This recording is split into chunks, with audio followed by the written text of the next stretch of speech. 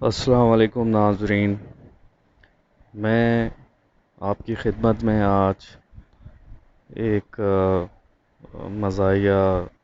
طنز و مزاح پر مبنی ایک مشہور ہمارے ملک پاکستان کے رائٹر ڈاکٹر محسن مکیانہ کی ایک تحریر لے کر حاضر ہوا ہوں، اور وہ لوگ جو کتاب بینی میں کسی بھی حوالے سے کسی کمی کا شکار ہیں، کمزوری کا شکار ہیں، ان کی آسانی کے لیے اس کو لسننگ فارمیٹ میں لے کر آیا ہوں تاکہ وہ لوگ اس سے آسانی سے مستفید ہو سکیں اور ان چیزوں سے محروم نہ رہ سکیں۔ جیسا کہ آپ جانتے ہیں کہ طنز و مزاح ہماری زندگی کے اندر ایک اہمیت کا حامل مضمون ہے، اور اردو ادب میں اس کی بنیادیں بہت گہری ہیں، جو کہ ہمیں سعادت حسن منٹو، اشفاق احمد اور کسی حد تک بانو قدسیہ کے بھی تحاریر کے اندر نظر آتا رہا ہے، اور ڈاکٹر محسن مکیانہ کی شگفتہ بیانیہ بھی انہی میں شامل ہیں، اور ڈاکٹر محسن جن کا تعلق رومانوی شہر جنگ سے ہے، اور وہ زیادہ عرصہ انہوں نے جنگ میں ہی مقیم رہے۔ ان کی ایک تصنیف میں آج آپ کے سامنے پیش کرنے کا شرف حاصل کر رہا ہوں، جس کا انہوں نے عنوان رکھا ہے آ بیل مجھے لتاڑ۔ کتاب کے شروعات میں ڈاکٹر محسن مکیانہ کچھ اس طرح سے اس کا سر وقت رکھتے ہیں کہ اردو اور پنجابی ادب کا ہر سنجیدہ قاری ڈاکٹر محسن مکیانہ کے نام اور کام سے بخوبی واقف ہے۔ وہ الیکٹرانک میڈیا سے قدرے دور پنجاب کے رومانوی شہر جنگ میں مقیم ہے، قدرے گوشہ گیر ہیں مگر نام ہرگز نہیں ہے۔ مثلا یہاں کہنا چاہ رہے ہیں کہ قدرے کوشہ گیر ہیں مگر گمنام ہرگز نہیں ہے، یعنی کہ لوگ ان کو جانتے ہیں، اور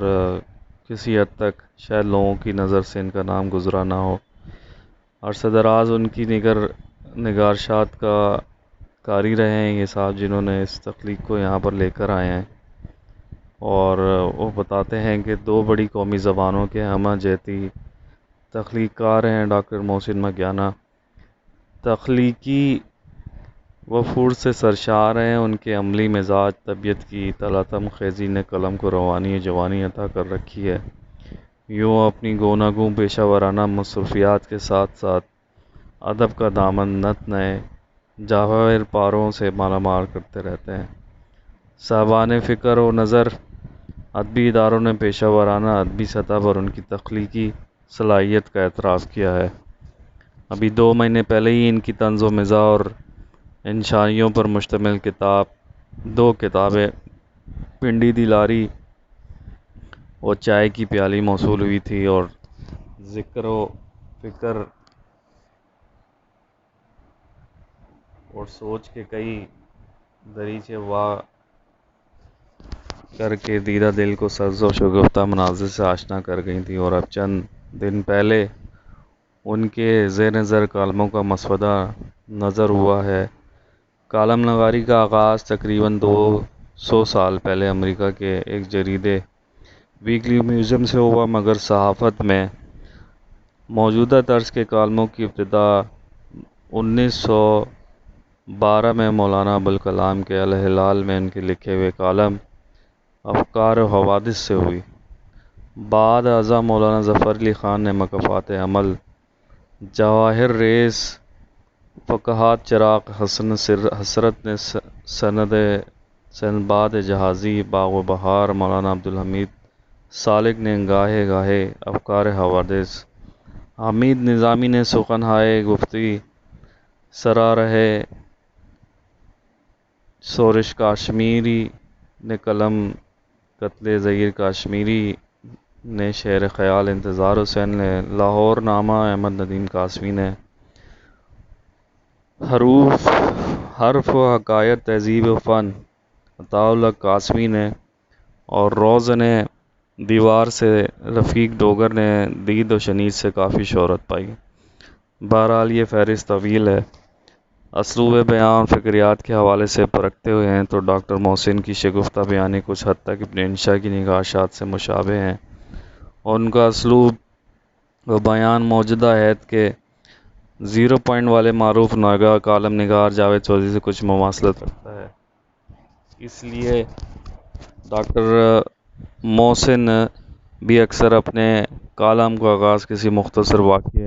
کسی لطیفے، کسی حکایت یا تمثیل سے کرتے ہیں، اور کالم کو منطقی انجام تک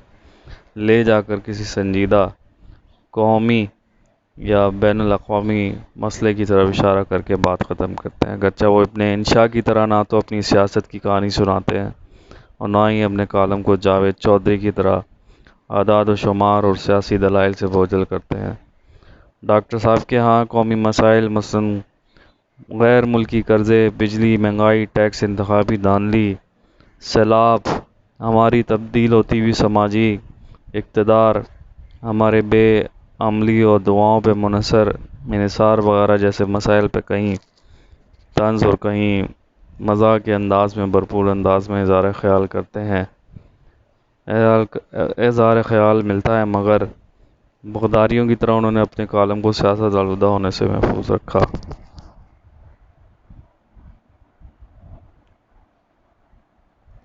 ورنہ تو میدان سیاست کے کھلاڑی اور نہ ہی سیاست ان کا پیشہ، قلم ان کا محبوب جس کی حرمت کا انہوں نے پاس رکھا ہے، لیکن طنز و مزاح میں بھی انہوں نے اپنی قومی ذمہ داری سے پہلو تہی نہیں کی۔ الغرض یہاں پر ایک مصنف کا ایک بہت ہی ڈیٹیل مدیر سے ماہی غنیمت کی جانب سے لکھا گیا ہے۔ ہم کچھ آگے بڑھتے ہیں اور وہ اس کو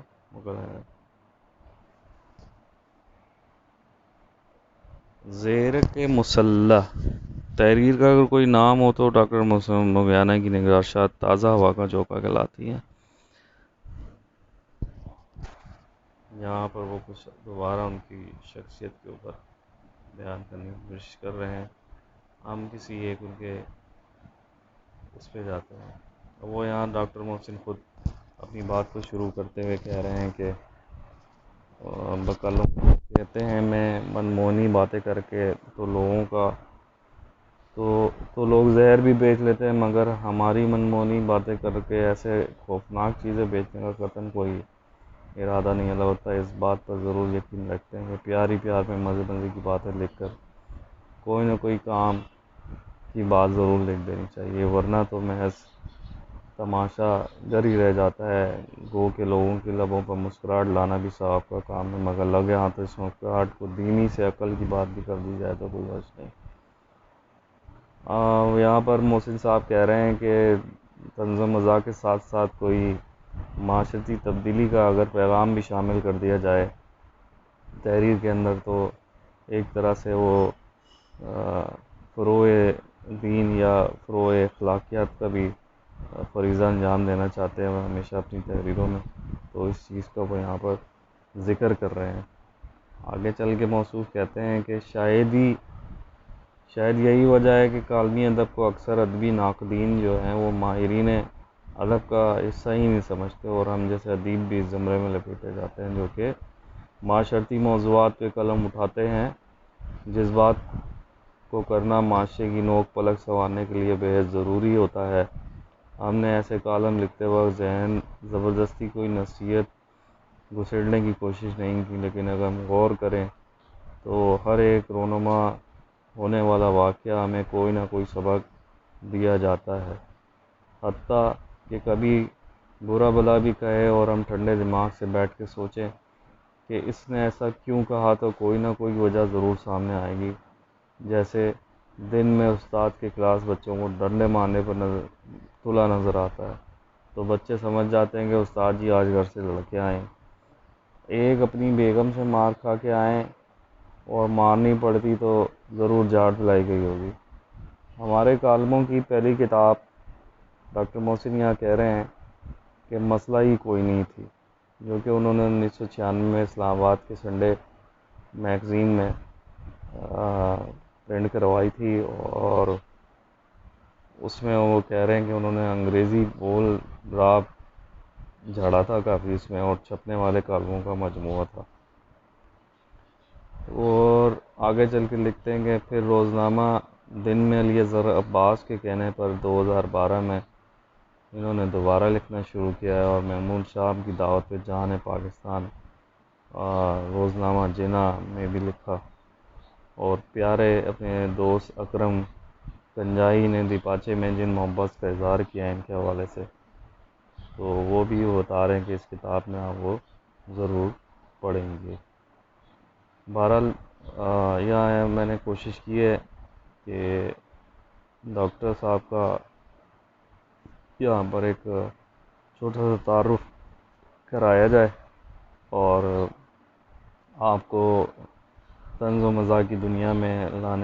واپس لانے کی ایک چھوٹی سی میں نے یہاں کوشش کی ہے، تاکہ آپ لوگ جو ہیں وہ اس سے استفادہ کریں اور اردو عرب کی گہرائی کو سمجھنے کی ایک یہاں پر ایک چھوٹا سا ان کا ٹاؤنٹوں کا داخلہ منع ہے، وہاں ایک چھوٹا سا ٹکڑا میں آپ کی نظر پیش کرتا ہوں۔ ایک بیوہ خاتون نے مولوی صاحب سے پوچھا، مولوی جی میرے خاوند کو فوت ہوئے 2 سال کا عرصہ گزر گیا ہے،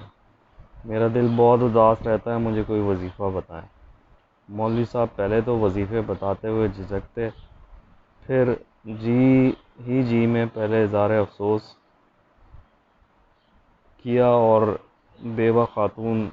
کی کن اکھیوں سے جائزہ لیتے فرمانے لگے، یہ اطلاع ہے کہ دعوت، اس میں خدا نخواستہ مولوی صاحب کے دل میں کوئی منفی بات نہ تھی، بلکہ وہ تو بات کو مثبت بتانے کے لیے سوچ رہے تھے کہ اسے عقد ثانی اس کے دوسرے نکاح اپنا تو شاید عقد چارم کر لیں۔ یوں کئی مرتبہ کسی بات کا ظاہری مقصد کچھ اور ہوتا ہے، مگر اس کے اندر کئی معنی پوشیدہ ہوتے ہیں۔ ہم نے جب فیس بک پر ایک پولیس افسر کے کمرے سے باہر لگے نوٹس کو دیکھا تو تذبذب میں پڑ گئے کہ یہ اطلاع ہے کہ دعوت، اس پہ لکھا تھا اس دفتر میں ٹاؤٹوں کا داخلہ ممنوع ہے۔ اس ایک مطلب نے تو یہ ٹھہرا کہ پہلے اس دفتر میں ٹاؤٹوں کا داخلہ عام تھا اور اب شہر عام نہیں رہی۔ ہمارے یہاں ذہن میں خیال بھی در آیا ہے کہ ہو سکتا ہے کہ اب ٹاؤٹوں کو تبدیلی کا نام اشتہار دینا پڑے گا، کیونکہ لفظ نہایت غیر مہذب لفظ ہے۔ ایسے لوگ ٹاؤٹ بن کے نہیں اسسٹنٹ یا معاون بن کر باعزت طور پر اس دفتر میں داخل ہو سکتے ہیں۔ کچھ کا کہنا یہ بھی کہ اسے مخبر کے برابر درجہ دیا جائے، جو نسبتاً ہلکا لفظ ہے اور اتنا برا نہیں لگتا، حالانکہ اکثر مخبروں اور ٹاؤٹوں کی ذمہ داریوں کے درمیان ہلکی سی اخلاقی لکیر ہوتی ہے۔ غور کرنے کی بات تو یہ ہے کہ اگر ایسا نوٹس چپساں کرنے کی ضرورت کیوں پیش آئی۔ اللہ ان میڈیا والوں کو پوچھے جنہوں نے صاف صاف دکھا دیا کہ گلو بٹ پولیس کی پلاٹون کی رہنمائی کرتے ہوئے سینہ تانے آگے آ رہا تھا، اور ہاتھ میں سلطان راہی سے بڑی ڈانگ پکڑی ہوئی تھی، ساتھ ساتھ نعرے بھی لگوا رہا تھا، جس کا پولیس والے بندہ پیشانی اور جوشیلے انداز میں جواب دے رہے تھے۔ یوں لگتا تھا پولیس کو لیڈ کرتے ہوئے کسی جہاد پہ روانہ ہو رہا ہے، اور نعرے تکبیر اللہ اکبر کے نعرے گونج رہے ہیں۔ اگر میڈیا والوں کو یوں بمانگ دہل نعرے لگواتے اور پھر بعد میں ڈائنگ سے معصوم کاروں کے شیشے توڑتے نہ دکھاتے تو کسی کو معلوم تک نہ ہوتا کہ پولیس کا ٹاؤٹ ہے۔ اگر لوگ میڈیا پر اپنی آنکھوں سے یہ منظر براہ راست نہ دیکھ رہے ہوتے تو الزام ان بے گناہوں پر لگتا جن کے درجنوں معصوم قتل ہو گئے۔ یقیناً اس وجہ سے ہی ہو پولیس افسر کو کمرے کے دروازے پر یہ نوٹس چسپاں کرنا پڑا کہ یہاں ٹاؤٹوں کا داخلہ بنا ہے۔ تو مصعب یہاں فرما رہے ہیں کہ گلو بٹ ٹاؤٹوں کی یا مخبروں کی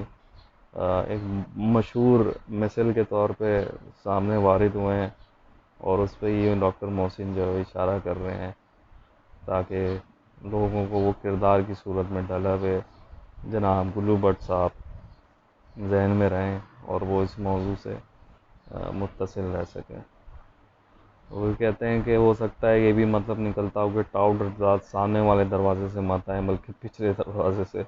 باعزت طور پہ تشریف لائیں۔ لیکن ذرا سوچنے کی بات، ٹاؤٹ ازم محض پولیس تک محدود ہے؟ یقیناً اس کا جواب نفی ہے۔ یہاں تو بڑی سپر پاورز نے اپنے ٹاؤٹ رکھے ہوئے ہیں، کسی ملک میں انہیں بھیجنے کا انہیں کے ذریعے مشہور کرا دیں کہ اس ملک کے پاس تو نہایت مہلک ہتھیار ہے، پھر اتنا پروپیگنڈا کریں کہ پوری دنیا کو یقین ہو جائے کہ یہاں تو ظالم حکمران بستے ہیں، اور پھر طاقت سے حملہ کر کے اس ملک پر قبضہ کر لیں جس ملک پر قبضہ کریں وہ بھی یہی تو تاثر نہیں کہ یہ ہمارے مددگار ہیں اور ہمدرد ہیں۔ وہ الگ بات ہے کہ چند سالوں بعد انہیں یہ احساس ہو کہ ہمارے ساتھ تو ہاتھ ہو گیا اور ہم ہنستا بستا مسکراتا ملک تباہ کر بیٹھے ہیں، مگر اب پچھتاوے کیا ہوا جب چڑیاں چگ گئیں کھیت۔ یہ ٹاؤٹ ان کے پاس اکثر کسی کو محسوس نہیں ہونے دیتے کہ ان کے ساتھ کیا ہاتھ ہونے والا ہے۔ اب بھلا ان بڑے ممالک جواریوں کھربوں ڈالر سے جدید ترین اسلحہ بن رہا ہے، اور آخر انہوں نے بیچنا بھی تو ہے،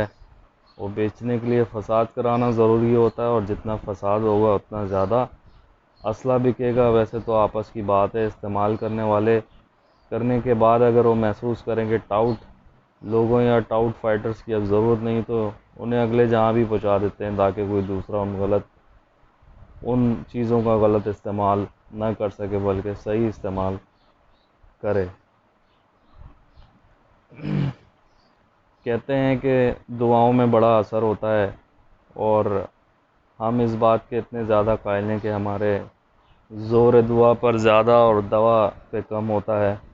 تب تو ایک ساتھ میں پوری خوشی و خشبو سے دعا مانگ رہے تھے، ان کے آنسو تھے کہ تھمنے کا نام نہیں لے رہے تھے۔ لوگوں نے انہیں دیکھ کر حیران بھی ہوتے تھے اور متاثر بھی، کہ جیسے خلوص سے دعا مانگنے والا شاید دنیا میں کوئی اور نہ ہو، اور اس کو یہ تعریف اس کے ایک پرانے دوست تک پہنچی تو وہ اس سے محض اس خاطر آیا کہ پوچھ سکے کہ کون سی ایسی دعا ہے کہ وہ اتنے خلوص سے مانگ رہا ہے کہ ہر سو چرچے ہیں۔ جب دوست نے اس سے پوچھا کہ یار تو اتنا انماک سے کون سی دعا مانگتا ہے کہ تیرے آنسو رکنے نہیں آتے، تو اس کے دوست نے کہا اللہ تعالیٰ سے اولاد نرینہ کی دعا مانگ رہا ہوں۔ اس کا پرانا دوست ہنسی سے لوٹ پوٹ ہو گیا اور مشکل سے ہنسی روک کے کہنے لگا وہ بیوقوف، پہلے شادی تو کر لے، بعد میں بچوں کی دعا مانگنا۔ کچھ ایسے ہی بیان بجلی کے وزیر نے دیا ہے کہ ہم تو بجلی کی ڈیمانڈ پوری کرنے سے قاصر ہیں، عوام دعا کریں اللہ تعالیٰ بارش عطا فرما دے تاکہ لوگ ٹھنڈے موسم کی وجہ سے ایئر کنڈیشن بند کر دیں اور یوں بجلیوں کا شارٹ فال کم ہو جائے اور ہمارے اقتدار کی مدت یوں ہی ہنسی خوشی پوری ہوتی رہے۔ حکومت کی اس بے بسی کو دیکھتے ہوئے اللہ تعالیٰ نے از خود نوٹس لے لیا ہے اور ملک میں بارشیں شروع ہو گئی ہیں۔ حکومت کا حال تو اس محبت کرنے والے نوجوان کا صحیح ہے جو شادی سے پہلے کہتا ہے کہ میں تمہاری خاطر آسمان سے تارے توڑ کے لا سکتا ہوں، اور پھر شادی کے بعد یوں لگتا ہے کہ وہ آسمان سے روٹی ہی توڑ کے لا دے تو بڑی بات ہے۔ تاہم اس بات سے کسی شک و شبہ کی گنجائش نہیں ہے کہ دنیا میں سب سے زیادہ ہمارے ملک اس یقین پر چل رہا ہے کہ دعاؤں میں بڑی برکت ہے۔ خود کچھ کرو نہ کرو بس دعا ضرور کرو۔ آپ جمعے کے مبارک دن کسی بھی محلے کی مسجد میں چلے جائیں تو ہر ممبر پہ ایک مشترکہ دعا مانگی جا رہی ہوتی ہے کہ اللہ دشمن کی توپوں میں کیڑے ڈال دے اور یوں وہ توپیں چل نہ سکیں گی۔ جیسے کشمیری بھائی جب کہا کرتے تھے کہ ڈھپ لگاتے ٹھس کرسیں، تو ہمیں مطلب سمجھ میں نہ آتا تھا۔ ہاں کہ ہمارے کشمیری ڈاکٹر دوست نے بتایا کہ آزاد کشمیر اتنی سردی ہوتی ہے کہ بندوقیں ٹھنڈی پڑ جاتی ہیں، تب ہم کہتے ہیں کہ دھوپ لگے گی تو توپیں چلیں گی اور ٹھس کریں گی۔ اس دعا کے بارے میں ڈاکٹر رخشندہ پروین نے اپنی ننھی سی نظم میں شاید کچھ یوں لکھا: رات بھر سوچتی رہی روتی رہی کہ میرا دوست میرے دشمن کا خدا ایک ہے۔ یوں ایک ہی میچ میں دونوں ٹیموں کے حامی اللہ سے دعا مانگ رہے ہوتے ہیں کہ ہماری ٹیم جیتے، لیکن آخر میں جیتتی وہی ہے جس کا کھیل اچھا ہو، اور ہمارا خدا نخواستہ یہ مطلب ہرگز نہیں کہ دعا نہیں مانگنی چاہیے یا یہ دعاؤں میں اکثر اثر نہیں ہوتا۔ کہتے ہیں ماں کی دعا عرش ہلا دیتی ہے، مگر اولاد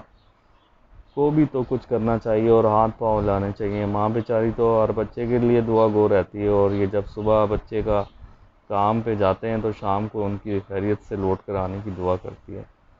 دعا نال گلندی دیمی اڈیکے میری ماں نمائشیں۔ دعا کے ساتھ میری ماں صبح سویرے مجھے رخصت کرتی ہے اور پھر شام کو خیریت سے لوٹ آنے کا انتظار کرتی ہے۔ اگر بچہ محض آوارہ گردگی کر کے لوٹ آئے تو اس بیچاری ماں کی دعا کا تو قصور نہ ہوا۔ قصور تو ہماری نیتوں کا ہے، اور ہم دوا سے زیادہ دعا پہ یقین رکھتے ہیں، اور جبکہ ترقی یافتہ ممالک سے زیادہ دوا پہ بھروسہ کرتے ہیں۔ تاہم جب بھی ترقی یافتہ ممالک میں جاتے ہیں تو یکدم ہماری ہڈ آرامی کا عفور ہو جاتی ہے اور محنت کے جن سے انگ انگ بھر جاتا ہے، اور ہم نکمے سے فعال اور محنتی ہو جاتے ہیں۔ دعائیہ وزیر کی طرح پہلے یہاں دعائیہ گورنر بھی گزرے ہیں، جن کی پاس کوئی نوکری کی درخواست لے کے جاتا تھا اور درخواست کی ایک طرف رکھ کر فرماتے آؤ مل کر دعا کریں آپ کا کام ہو جائے۔ پھر یہ کام ہو جاتا تھا اور صرف محاوروں کے کہنے کے کام تمام ہو جاتا تھا۔ محبوب عوام سے وعدہ کرنے والی حکومت اب معذت خانہ لہجے میں ہمارا یہ مہیا پڑتی ہے،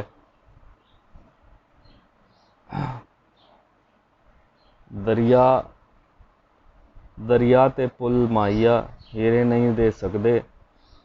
تو رکھ لے پھل مائیا۔ دریا پر پل مائیا ہیرے نہیں دے سکتے تو رکھ لے پھول مائیا۔ دریا پر پل مائیا ہیرے ہی نہیں دے سکتے تو رکھ لے پھول مائیا۔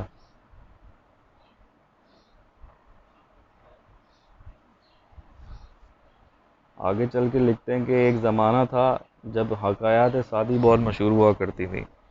مشہور تو اب بھی ہیں، مگر کیا کریں کہ زمانہ اتنا تیزی سے ترقی کر گیا ہے کہ اب حکایات زمانہ کا اسٹائل ذرا تبدیل ہو گیا ہے۔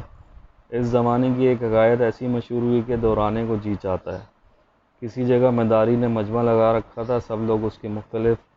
کرتب انتہائی دلچسپی سے دیکھ رہے تھے، اور یہ مشہور مداری تھا،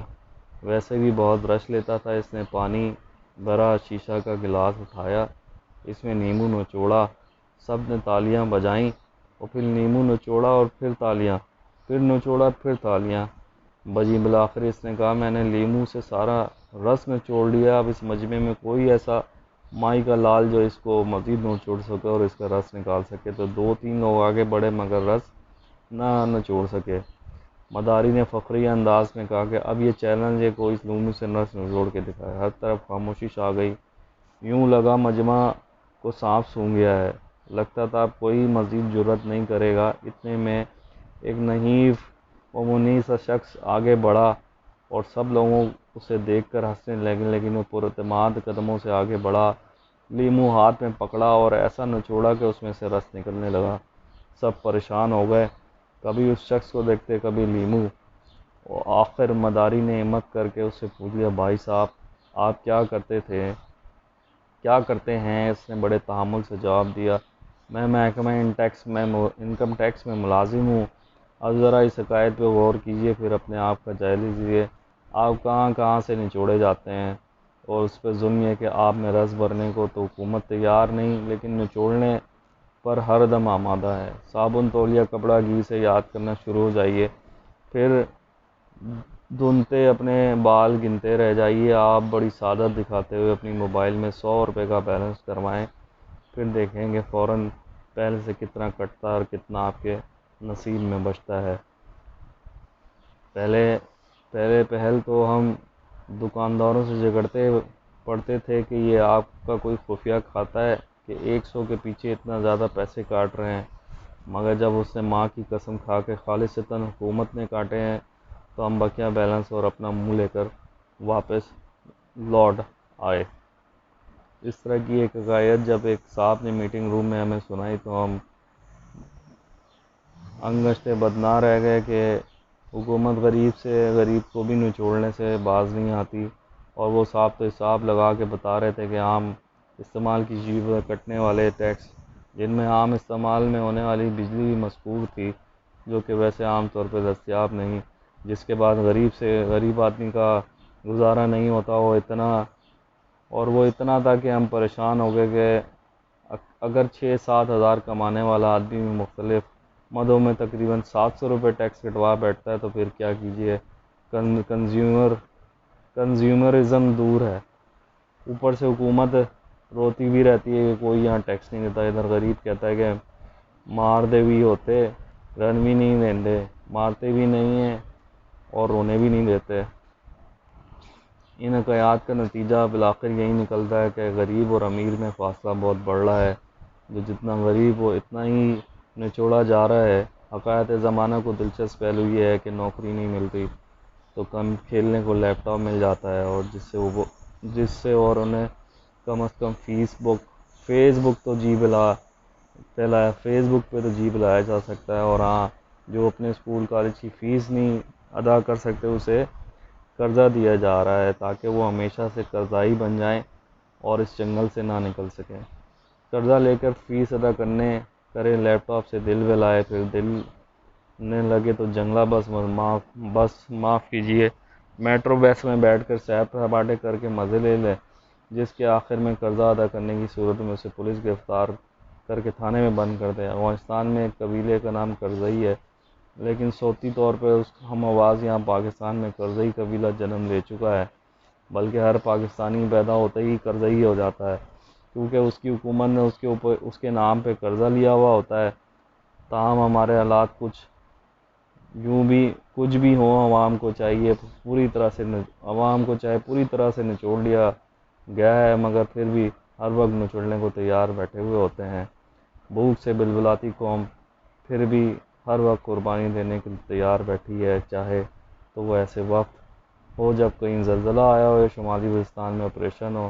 قوم یکسو ہو کر ان کی مدد کے لیے تیار ہوتی ہے، کیونکہ حکومت محض انہی کو عوام سمجھتی ہے جو بڑے شہروں میں رہتے ہیں، انہی شہروں اور بندوں کو بنانے اور سنوارنے میں لگی رہتی ہے، بلکہ حتی المقدور ملک کے ہر شہری کو ہر طرح سے نچوڑا جا رہا ہے۔ شاعروں کی تو عادت ہوتی ہے محبوب کے لبوں سے دشنام سن کر بے مزہ نہیں ہوتے بلکہ خوش ہوتے ہیں، اور لکھتے ہیں کہ گالیاں کھا کے بھی بے مزہ نہ ہوا، بلکہ وہ گالیوں کے لفظوں پہ تو غور ہی نہیں کرتے، ان کی توجہ محبوب کے لب و رخسار پہ ہوتی ہے، اور جہاں نہایت خوش الحانی سے یہ نشر ہوتی ہے، گالیاں کھا کے بھی انہیں محبوب کے لب شیریں لگتے ہیں، اور لگتا ہے ان میں سے شیرہ ٹپک رہا ہے جیسے جلیبیوں سے ٹپکتا ہے۔ اس طرح سے ہمارے محلوں میں ایسے بہت سارے کردار ہوتے ہیں جن کے نک نیم لوگوں نے بڑے فینسی قسم کے رکھے ہوتے ہیں۔ یہ نک نیم ان کی چھیڑ بن جاتے ہیں، لوگوں کو جب چھیڑ خانی کو جی جاتا ہے تو ان کرداروں کو ان کے نک نیم سے پکارتے ہیں، تو وہ اس چھیڑ سے چھیڑ پڑتے ہیں، یہاں تک کہ محلے کے شرارتی لڑکے ایک دوسرے سے شرط لگاتے ہیں کہ تم فلاں کو اس چھیڑ سے چھیڑو، آؤ تب تمہیں جانیں، اگر ایسا ہرگز تم کرو تو ہم تمہیں انعام و اکرام سے نوازیں۔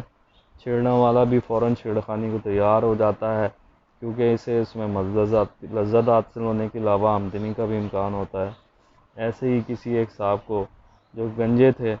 چھیڑنے کے لیے دوسرے صاحب نے کہا کہ اسے گنجا کہہ کر چھیڑا۔ اب بھلا گنجا ہونا کو بھی کوئی بری بات نہیں، اللہ تعالیٰ کی طرف سے ہوتا ہے، بلکہ کچھ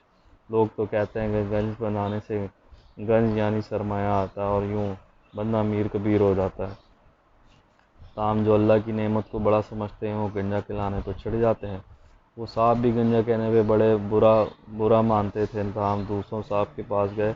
اور تمیز سے بولے، وہ سامنے صاحب کھڑا دانت نکوس رہا ہے، انہوں نے کہا آپ گنجا کہو، لیکن میں نے اسے کہا آپ کو کیوں کہوں، حالانکہ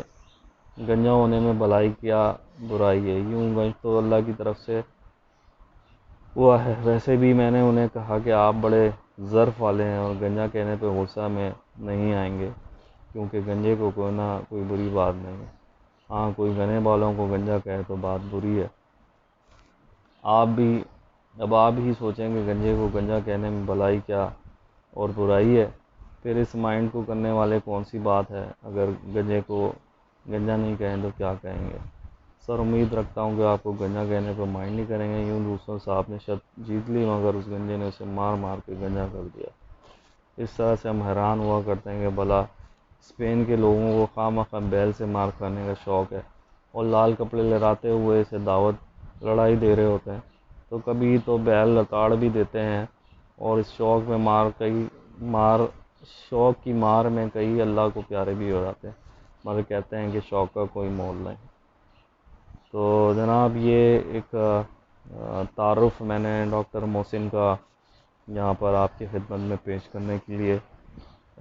پیش کرنے کی کوشش کی ہے اور امید ہے کہ آپ اپنی آگے صحیح کر کے اس مصنف سے آشنائی حاصل کرنے کے بعد انہیں آپ مزید پڑھنے کی کوشش کریں گے. اور میری طرف سے ایک یہ چھوٹی سی کوشش آپ کی خدمت میں لے کے آیا ہوں تاکہ معاشرے میں ادب اور جس میں ہمہ جہتی ادب چاہے وہ اردو پنجابی سندھی یا ہماری علاقائی یا ریجنل زبانیں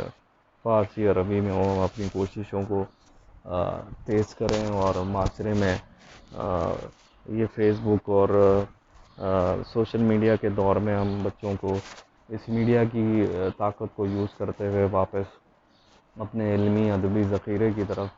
لے کے آ سکیں. امید ہے آپ سب کو میری یہ کوشش پسند آئی ہوگی اور میری انشاءاللہ اللہ سے دعا ہے کہ میری توفیق قائم رہے اور میں یہ کوشش مسلسل کرتا رہوں اور یہاں پر کسی نہ کسی اپنے علمی خزانے سے ایک مصنف کو قیمتی مصنف کو اس کی تحریر کو آپ کے سامنے لاؤں تاکہ یہ شوق تحریر جو ہے وہ اور شوق سماج جو ہے وہ جو کہ ہمارا ورثہ ہے وہ قائم رہے اور آپ کی نظر میں اسے پیش کر سکوں. بہت شکریہ. جزاک اللہ.